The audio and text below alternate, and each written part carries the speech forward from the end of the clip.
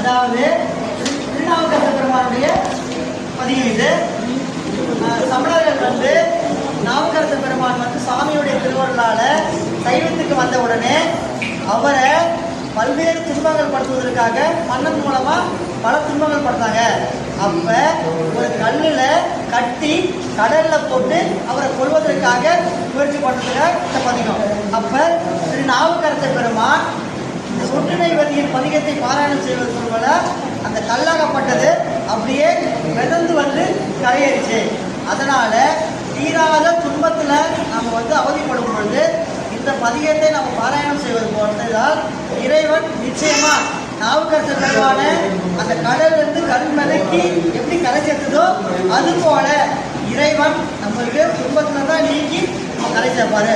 அதுக்காக நம்ம அடியார் பெருமக்கள் கிரிவலம் வர அடியார் பெருமக்களுக்கு நிறைய இடர்பாடுகள் துன்பங்கள்லாம் இருக்கு. அப்ப இறைவன் கிட்ட இந்த விண்ணப்பத்தை அதிகமா வச்சு அவருடைய அனைத்து துன்பங்களும் நீக்கும்.